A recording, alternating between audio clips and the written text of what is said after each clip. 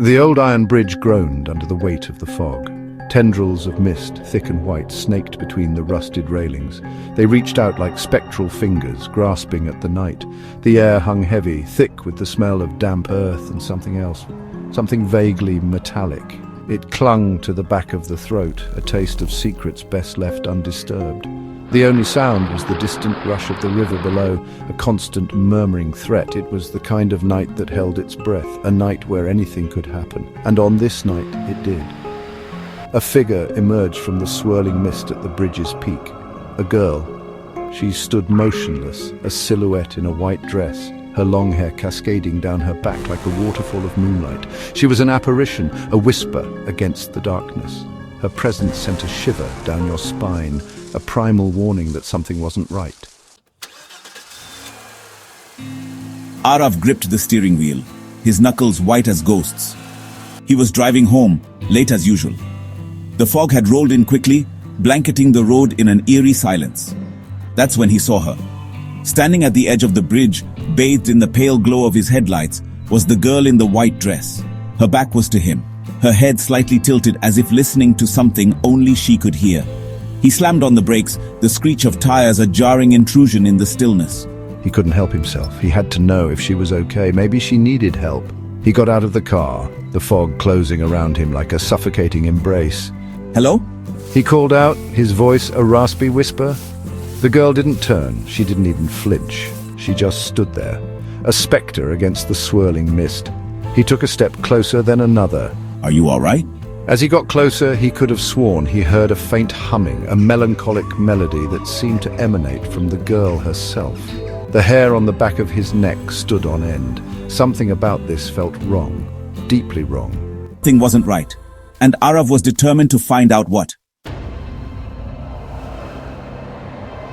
One particularly foggy night, Maya told Arav a story.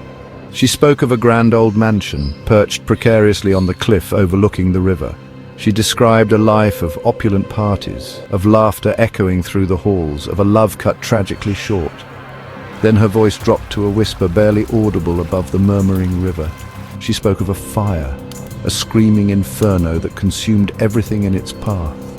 Following Maya's fragmented directions, Arav found himself on a dirt road, swallowed by the oppressive darkness. Trees, gnarled and skeletal, reached out towards him like grasping claws. And then, through a break in the trees, he saw it. The mansion stood silhouetted against the moon, a skeletal monument to a forgotten past. The windows were dark, vacant eyes staring out at him. He could almost hear the faint echo of laughter, the ghostly strains of music carried on the wind. He felt a cold hand slip into his. "This is it," she whispered, her voice trembling. "This is where it happened." He wanted to ask her what she meant, but the words caught in his throat. He knew, he could feel it in his bones. This was the key to the mystery. This house held the truth. The mansion's interior was a labyrinth of shadows and dust. Cobwebs hung like macabre decorations, and the air was thick with the smell of decay. But beneath the decay, Arav could sense something else. A lingering energy, an echo of the past. As I walked through the darkened halls, guided by Maya's spectral hand, I felt a growing sense of unease. I could almost hear the murmur of voices, the rustle of silk gowns, the clinking of champagne glasses. He caught glimpses of movement in the shadows, fleeting figures that vanished as quickly as they appeared.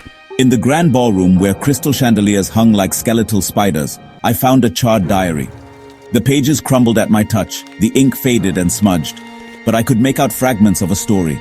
A story of a young woman named Maya, deeply in love with a man her family disapproved of. A story of forbidden love, of jealousy, and ultimately, of tragedy. As I read, the pieces of the puzzle began to fall into place.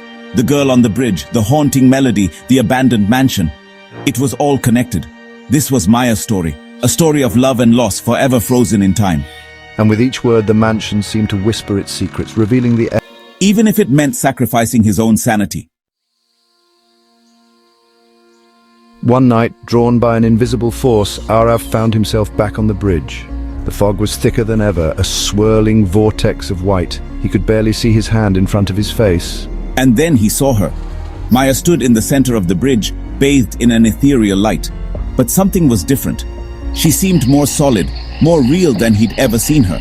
Her eyes, once filled with sadness, now shone with an unsettling intensity. You understand now, she whispered, her voice echoing strangely in the fog. You understand what it means to be lost. He took a step towards her, his heart pounding in his chest. Yes, he breathed. I think I do. As he reached for her, his fingers passed right through her hand. A cold dread washed over him. He was too late. He was lost. The fog swirled around him, blinding him, suffocating him. He cried out, but his voice was swallowed by the mist.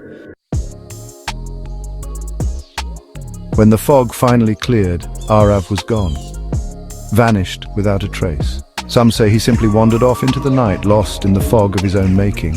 Others whisper that he fell victim to the same darkness that had claimed Maya, his soul forever bound to the bridge. The old iron bridge still stands, a silent sentinel overlooking the rushing river. And on foggy nights, if you listen closely, you can almost hear the faint strains of a melancholic melody carried on the wind. A melody that speaks of love, loss, and the lingering echoes of those who are no longer there. Or perhaps they are not gone at all. Perhaps they are simply waiting for someone else to stumble upon their secret, to become entangled in their unfinished business. The bridge beckons, a silent invitation into a mystery that may never be solved.